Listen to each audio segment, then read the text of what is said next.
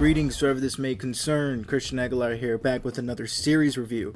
And in today's series review, I'm going to be reviewing Loki, the new Marvel series, episodes 1 and 2. Now, I am aware that Loki airs their episodes, I believe, Wednesdays, which is tomorrow for me. So I will probably be doing an episode 3 review sometime tomorrow, and hopefully upload it by end of day tomorrow. Fingers crossed. But as of right now, I'm going to be talking about episodes 1 and 2. Just to clarify, I did finish Falcon and Winter Soldier. I know I was reviewing each episode on this channel. However, I had to stop. Little hiccup, little issue in the health. But everything's all good now for the most part. And I still need to review the last 2 episodes of Falcon and Winter Soldier, which I did watch, but I wanted to do Loki first. I wanted to get my thoughts out on episodes 1 and 2 of Loki before I wrap up Falcon and Winter Soldier. So I will be doing that as well pretty soon. So when it comes to Loki, episode 1, I love, like, right off the bat, it picks up right where Endgame kind of leaves off. The scene where we see him disappear through the Tesseract, they re-show it, they replay it a little bit, kind of like a little previously on the MCU, you know. They show that scene a little bit, and then right as he teleports, we're just launched right into the show. And right then and there, you know, it's that fun moment. I bet you the writers and filmmakers had fun doing, you know, just picking up where that left off and then continuing it right off the bat. It's like a perfect crossover gateway into a new story to be told. So it was fun watching it, and I just feel like it was fun writing it, coming up with it. You know, maybe Kevin Feige was at a press conference like, hey, this is how we're going to connect the Loki show. This is how we're going to start it off. So the fact that they launch us right into his story, spot on. Like, they don't waste any time building anything up. Everything that is foreign and new to us is foreign and new to Loki. So it's like we are along this journey with him. With that being said, I feel like this is a really personal story that they're telling with Loki, because we are really in the character's shoes along with him. And I can't really recall any other Marvel movie that has really done that. And I wouldn't say Spider-Man, because the new Spider-Mans are more like he's feeding off of Iron Man, you know, he wants to be like Iron Man, rather than we're with him trying to figure out this whole new crazy world, right? But I feel that way with Loki. You know, we're tossed in, we see the TVA, which is the Time Variance Authority. Right then and there, you know, if you're not a frequent comic book reader, you're a little foreign as to who these guys are and what this corporation is and what their purpose is. But that's beautiful. You know, you don't feel like you have to be like, oh, I know a lot about comic books. I know who that is. Specifically for this story, where, like, if you haven't read the comics and you're just in the dark, Loki's the same way, dude. It's so cool. It's like, don't feel like you're left out because you haven't read the comics. Loki don't even know what's going on. So we're on this road with him. We're through this mystery, and I just love it. You know, we're like tossed into this whole new world with him. And that's something I really admire about the first episode. And it continues on into the second. I also love how this first episode is basically like a culture shock a little bit for Loki. Like, he figures out his entire purpose, his entire life, like from beginning to end. I love that scene where he's scrolling through the holograms that show him up to his end, where Thanos chokes him out and kills him in the beginning of Infinity War.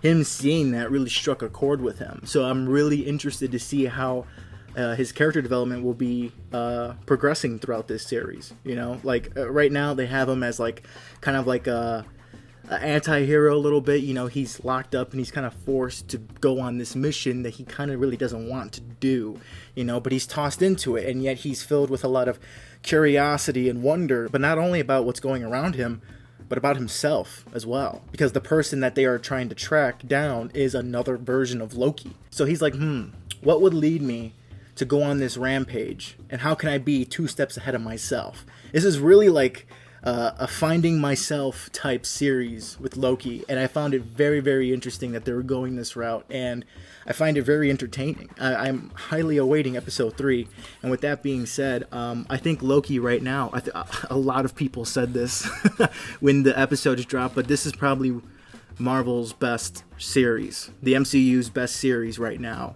as of now, you know. WandaVision close second, and then Falcon and Winter Soldier comes in third, because Falcon and Winter Soldier had a lot to build up to, but Loki just tosses you right into it, And then WandaVision was more of like a mystery, We know these people, but what is actually going on, And we know that in WandaVision, some characters knew what the hell was going on. But in Loki, so far, it seems like hardly anyone has a good grasp on what's to come next.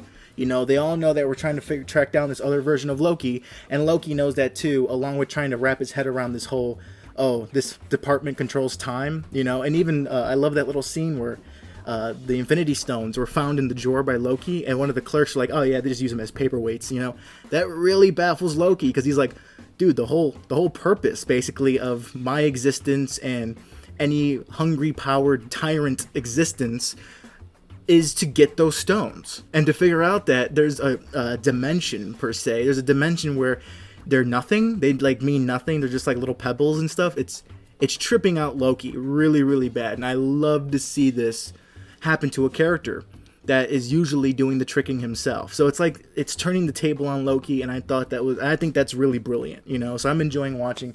And of course, episode 2, when they did the reveal that it was Lady Loki, oh goodness, they're really getting into the wacky side of the comics now. They really are, which should be the fun. This is like the fun period that Marvel was trying to probably build up to, which they are building up to. So I really want to see them have fun with it. Don't try to cop out anything like they did with Evan Peters' boner joke. Not cool, dude. If you're gonna jump the multiverse, jump the fucking multiverse, So I hope they don't cop out with anything. I hope they don't you thought it was gonna go here, but nope, not anymore. Because right now Loki's on a great track with being, I can't really knock it for anything because everything's so good. Miss Minutes, even the little character is so well performed by Tara Strong, the woman that voiced most of our childhood. I mean, everything's pretty good so far. Everything's pretty solid. Even the special effects, of course, it's Disney. They have all the money in the world to throw at this. But there are some Marvel movies where the effects don't really hold up. I'm looking at you, Bruce Banner in Infinity War, the Hulkbusters. Oh, God. Anyway, so as of right now, nothing looks bad. Story-wise, it's working. It's turning the tables on the character of Loki, and they're really exploring that. And I want to see how farther they'll go with this and where this will all lead to eventually. I heard there's rumors that Loki will pop up in the Multiverse of Madness, and that maybe the end of the series will lead into that.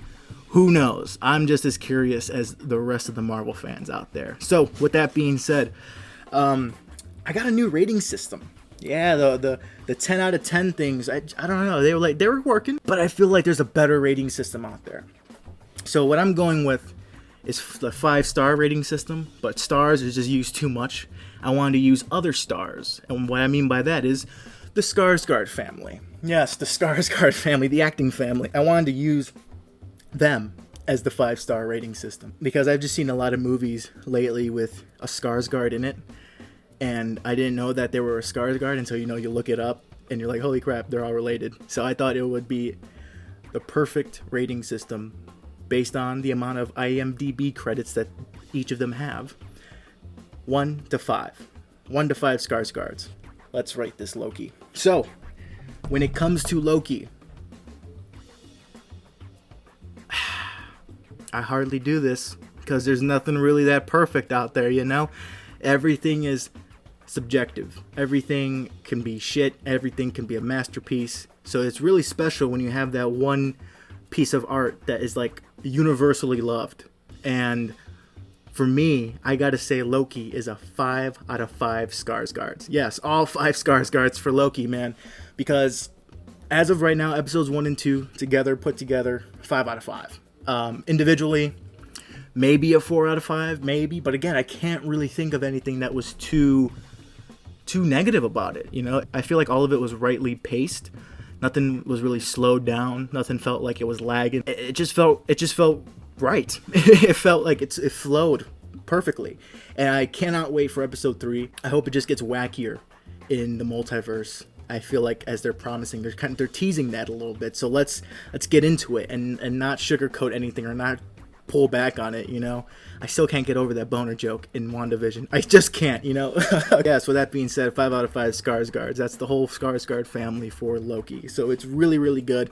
You don't need me to tell you that if you're a Marvel fan. You've probably already, you have seen episodes 1 and 2, and you have your own opinions about it. And what are they? Let me know down in the comments below. And that is it for today's video. So if you liked and reached to the end from the bottom of my heart, I appreciate it. Like, share, subscribe, and I hope you're all safe and well out there. I'll see you guys in the next one. Take care.